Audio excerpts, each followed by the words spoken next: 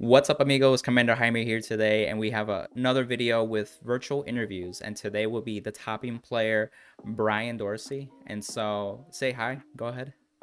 Hey guys, how you doing? And so, what's really unique about his top is actually it's not bro.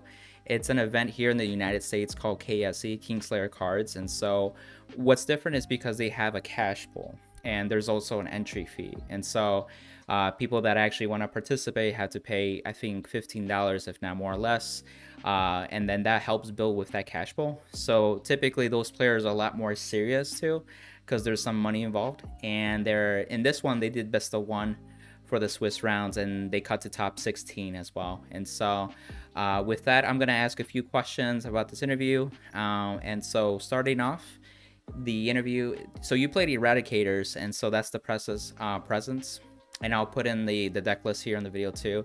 But tell us a little more about yourself, Brian. Like, where are you from? Where's your community? Anything like that, like locals? Right. I'm actually from Georgia, city called Macon. Mhm. Um, I have a locals. We play at Primetime Gaming um, Sundays, and we go on Thursdays during the week. So we have about 10 players at the most when we Okay. do, have everybody show up. So we love the premium format. That's one of the formats that we really dive deep into Yeah. because it's really competitive. So that's what we all here for, the competitiveness and to help us get better. No, that's pretty cool. Premium is a really fun format too, and the KSC event was also premium. I forgot to mention that too for anybody watching. I guess let's start diving into more the prep work. For this event, what are some key things that you took into consideration or thought of that could include deck building, meta game Right, assessing, or even just working with other players? Go ahead right. and feel to elaborate on that. Um, so going into the tournament, I had a lot of options. My first thought was definitely Grand Blue, and you helped me a lot with that during our coaching sessions on Metafy. Hmm. Um, so I was really confident at first, and after thinking about it, I was like, well, ban list just hit, Yep. nothing really too major. So we knew order bugs was not going to be a threat. Right. Um, so that's one less thing I had to think about. So a lot of people since then have not really been playing a lot of Nightmare Dogs either. Mm. Um, so the top decks in my head were Regalia, Great Nature, surprising, um, narukami. Hmm. All when I say narukami, dungaree, Okay. vanquisher, and eradicators, which I took on Beatrice Brand Blue. Yeah. So I knew it was going to be a lot of that. A splash of Nubatama, which I've had a lot of play test against. Um, Either it's Daihosen or it's Magetsu. Yeah. So Nobutama. those are Hmm. pretty strong decks. And so I just play tested a lot with one of my friends named Casey. He played Regalia, and we had a lot of good games together. Good. So that's why I was really leaning towards Grand Blue because I was really comfortable with it. Yeah. But sometimes you just have to go with the middle choice and just feel. I really felt like Eradicators was the best day. Gotcha. Makes a lot of sense too. Were there some expectations that you were thinking going into the metagame now that you picked like Eradicators, for example? Um, to be honest, I really just wanted the top. Mm-hmm. Um, whether it was top eight, I was really shooting for top eight. But I fell a little short, which is okay. But I still top and got my invite to the Congrats KSC again. invitational. Thank you. Mm-hmm. So it was a lot of hard work, but hey, everything went good. Everything went well. So No, it's really good. And with that being said, I guess a little more into the day of, like, did you face what you expected, and did you want to highlight some of those matches? You can go into that. Um, my first round was against Magetsu Storm. Yep. That's a deck that I was not, to be honest, I was not expecting it. So I really didn't honestly know what Magetsu did. Oh, okay. So it threw me for a loop because we end up going into time, and I healed, so that helped me out. You know, that always help out when we go into time. But yeah, I actually won by using the Vanquisher stride because I didn't have any counterblasts, I didn't have any soul. Oh wow. And it's the one where you can get +1 drive check and an extra critical. Yeah. So that actually helped me win the game. So that set the tone for me for the whole tournament because that was the first game. Yeah, it can, and, definitely. So they took out the nerves, took out everything. The second match I had was against the guy who actually won the tournament, Vanquisher. Oh wow. So, narukami mirror match almost. And that was it was a horrible game on my part because I had the G assist. That's always rough. And I just kind of like fell behind. You know, with Vanquisher, they draw a lot of cards. They do. They have a really strong grade 2 turn, and the grade 3 turn was just killer. It really is. So I was like, hey, I accepted it. Hey, it is what it is. Let's just get on with it. So I think my third matchup was against Grand Blue. Okay. So that matchup actually went really well for me. Yeah. The guy, he didn't have a sleeve tucking bell in his deck. So, ooh, yeah. He was losing everything, literally. Yeah, he had like 30 cards in the drop zone. So I just kind of like, you know, just kind of took advantage from there. Fourth game was against Great Nature, something I have not practiced against. Right. And you know what? I got a little tilted when I lost that game because of that Zoa turn. The Zoa turn and the 2 rear guards that lets you can't sentinel or call grade 0, so you basically just have to heal guardian. Yeah. So the damage that I took was the overtrigger. Ooh. So that was a little. I got a little salty on that one because I was like, overtrigger specifically says it does not go into the damage zone, but technically the player took a damage, so that's why I lost. Huh. So yeah, that was a big. Wait, ruling. So they Zoa? Yeah, they Zoa. Oh, okay, gotcha. Yeah. They did that play with Zoa. Yeah. Yeah, so even though I hit overtrigger for that damage, it's like the player took the damage no matter what. Yeah, so, the wording is there, I think. Yeah, that makes a lot. I haven't thought about that actually. Yeah, it's a good point. So it gets over triggers. So like I said, I was not expecting that. So at this point, I knew I had to win out. Yeah. So I went to I played actually one of my friends with local. He plays the Mystery Flare deck. And I was actually pretty nervous, but see, he didn't get his second turn, so that stride turn. So that kind of hurt him. But then he had like 18 cards in the bind zone, so, and only 2 cards in his hand next turn. So you know, hey, that just kind of took the game. I took the game from there. Yep. Then my last game was against Vanquisher again. I ended up winning. Wow, another narukami matchup. Yeah, so it was a lot of narukami players in this tournament, and 50, if I'm not wrong, it was either 53 or 54 players. Okay. So it was a really big turnout. Really big turnout.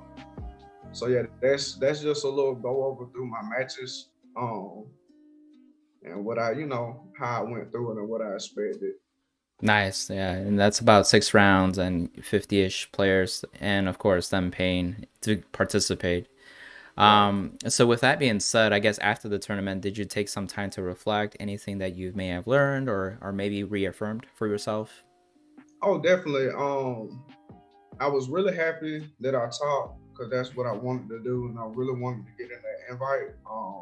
Because that just adds another level of competitive play. Absolutely.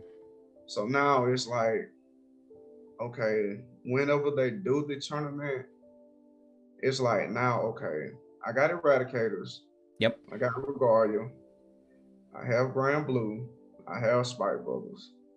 So what two decks now that I'm going to focus on? So of course Eradicators, because when the new B Clan collection comes out, Mm-hmm. it's gonna get even better. Yes. Um, so those was some that's just kind of like my thought process on that, and that's how I'm gonna go about it. So I was really happy that I taught and was able to do that. And what was the other part of the question again? I'm sorry. No, I was just saying that if you learned anything or maybe just reaffirmed something inside you. So Yeah. Oh, also another thing. sure. Now after the tournament, I was like, I really should have had that second exterminator dragon for the strides on. And Oh, you were playing only one. yeah, I was only Gotcha. playing one. I only thought I just needed one because Fair enough. most games I only had one. Yeah.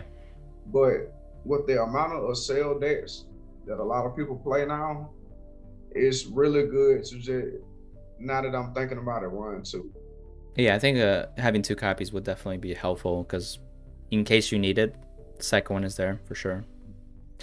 Yo, Cool. so that's the only change I will make. The new line. Moving forward. Yeah.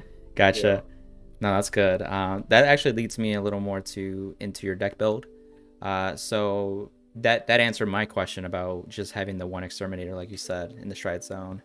I noticed that you're playing 2 copies of Esperiata. That's the Mhm. Dragon Empire card. Uh, can you elaborate why you played some 2 of those copies? I played two of those. I had a coaching session with Derek Dow. Yep. Um, so we looked through my deck Yep. when I went before the previous build that I had because Good. at first I wasn't running on Esperado. I was running three what's that Eradicator? The Overlord, the Overlord one. Are you talking about The one where the one that you ride on restands? top of it. Yeah, the one that restands. Yeah. And I was running Gauntlet Buster. Okay. So I just the deck just runs smoother if you just have Bowen. Right. Violent Sword. It's a grade three. Um, so that's after we looked through it, and we was like, okay, you Soul Blast instead of Counter Blast. So Cho really does the same thing. You just pay a Counter Blast, but you can filter your soul with the crits. So Mm, during that exterminate turn, I can call out Esperadio, have my soul, have my things flowing, yeah. and Esperado actually helped a whole lot Oh, I during some of the see. games. So if you're kind of forced to go into that stride instead of Stunverse, that makes Right. it that turn a bit better with this card. Okay, gotcha. Yeah. Because you have most of the time it was only like even with just two open regard circles, front row regard circles, that's still a 20K buff. Yeah, makes sense. So it's 30K or 30 yeah, with the plus Some the good numbers. sale plus 5. So that's still just a you have to either throw down a 15K or you have to throw down depending 20K on should. what I drive check. Right. So that it's extremely good, especially with the Exterminate Dragon. Yeah, I actually had to reread that card because I've tried that out in Nubatama with the Trickstar engine, Mhm. and the restand doesn't need Trickstar or overdress stuff. Right, that's why it's so I good. didn't even realize that. That's why it's so good. So you could just play a few copies of this card and you're good to go as long as you just have the soul. Oh yeah, and I was actually thinking about maybe bumping it up to 3. Hmm. Because sometimes you might draw into it, you don't need it. You can use Yeah. it as stride fodder. Yeah, So that's that's true. another thing that can help. One other thing Hmm. that I'm thinking about now that I kind of want to change is maybe add in 2 copies of Dunkery. Okay. Dunkery helps against the mirror match because okay, I can throw all my crits into my bind zone. I can filter out my deck and then just Mm. throw my crits back into the deck. Yeah. Crits, heals, and also the over trigger. That's pretty good, actually. So yeah, so that that helps out. So that I'm thinking about it now and maybe adding Dunkery. So that's a thought moving forward that you may try out. Right, because it's a rear guard skill too. Oh, really? So you don't have to Yeah. have it as Vanguard. You can still be on Vowing Sword or even on a Strike. Sure. Okay, gotcha. Oh, that's really nice. Wow, Bushi Road is doing something right with narukami. Oh yeah. That's super helpful. Awesome. Oh yeah. More onto your deck choices. I noticed that you're playing the Eradicator PG and use the Dragon Empire draws to kind of help with the ratios. Did you want to talk more about that too? I run both because I can search out the grade. I can search out the PG, the grade one, the Eradicator PG, That's so nice.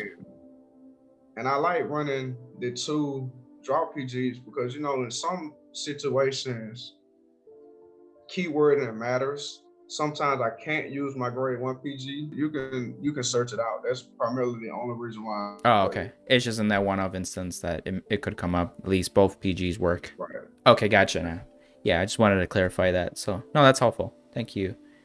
I guess looking into the rest of your deck, is there anything that you want to highlight more specifically besides the main stuff or anything like that? Oh yeah. Or maybe you The want to MVP elaborate the mindset? Mm-hmm.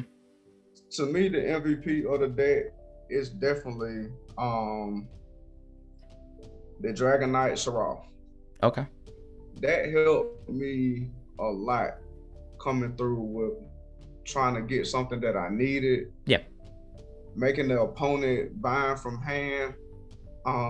It's a really good card, and really that to me that's the MVP of the deck to me because it throws you off. Okay, now I gotta because it works on Guardian Circle. It also works on Rear Guard Circle.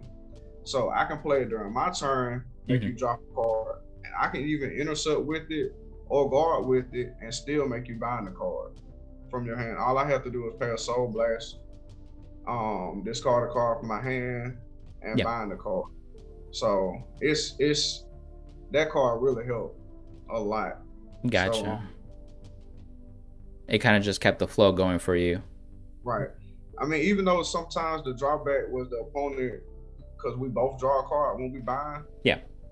But I can potentially take that away from you next time because I'm gaining more stumbers. I'm gaining more power with stumbers. Yeah.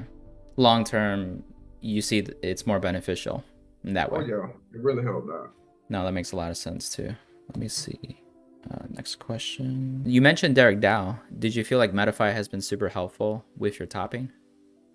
Oh yeah, it definitely has. I mean, I have to give it to you and Derek, man. You guys are really the best of the best. So I to appreciate get that. some of you guys' knowledge really helps out a whole lot.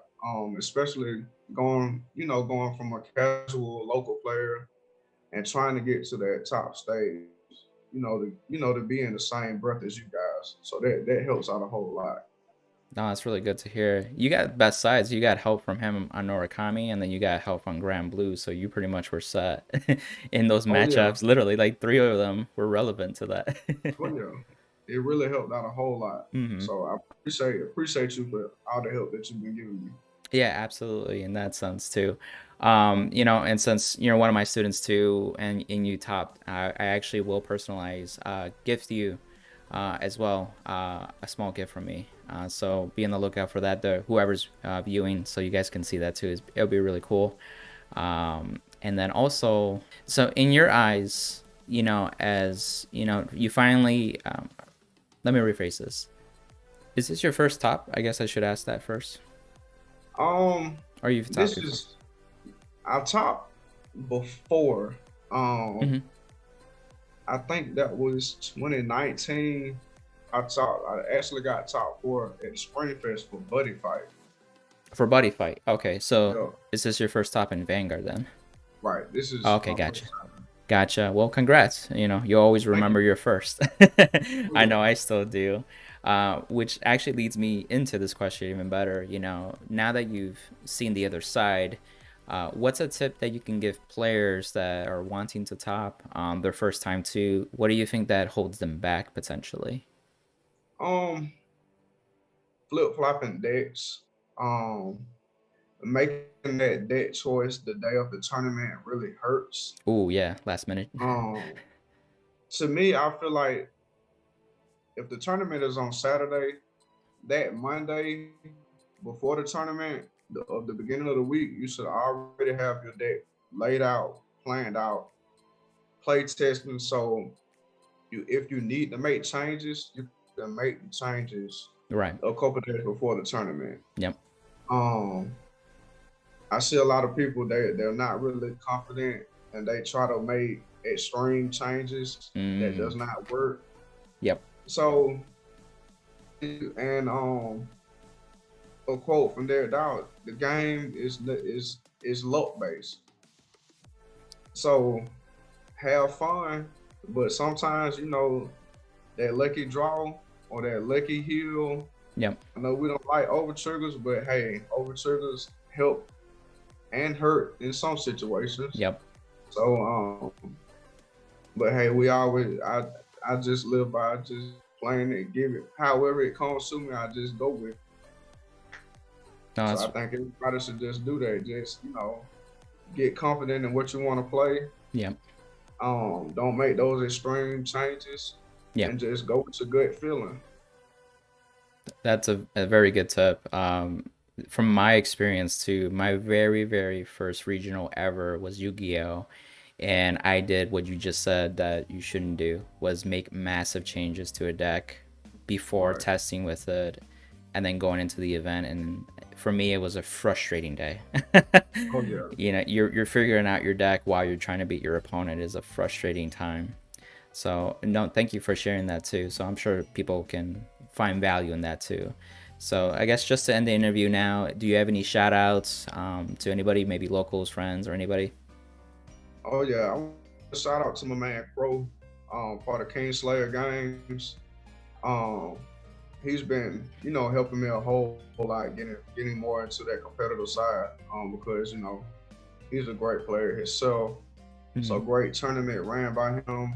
Um, hopefully he does another Crow's Nest. Maybe we can get him to do a remote fight tournament. So be on the lookout for that. I'm gonna try to talk him into it. Some That'd be help. cool.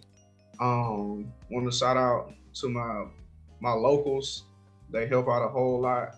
So shout out to those guys. And I gotta give the biggest shout out to you and Derek, man. You guys helped out a whole lot. I appreciate that too. So yeah, your friends are excited and also for your accomplishment too. So that's super big too. So do you have any social media where people can find you? Maybe Twitter or Discord, anything like that? Yeah, I have a Twitter. Let me pull it up so I don't give you the wrong thing. Sure, go ahead, take your time. So Twitter is Brian Dorsey. So my ad is Mr. Showbiz, capital M, lowercase r, capital S, Hmm. OWBIZ 2135. That's my Twitter. Hmm. And I'm very heavy on the Discord train lately because it's a great way to interact with Yep, people and learn. absolutely. You know, my Discord is actually Mr. Showbiz, capital M, lowercase r, capital S, HOWBIZ, and the number is 2623. Sounds good. I'll also include it in the description so it's also easier for people too. But thanks for that too. So without further ado, thanks again for Brian for hopping onto this interview. Congrats again, and I'm excited for you for the 2K Invitational now for Oh yeah. KSC. So bigger cash pool, more players. I think I was just talking to Richard Garcia, the one dude that hosts it. he said that he's expecting at least 100 players there, all going for the pot. Yeah, I'm waiting. So I can kind of see that it's almost like a mini nationals in that sense too. So I'm excited for that too. So without further ado, amigos, until the next one. See ya. Bye.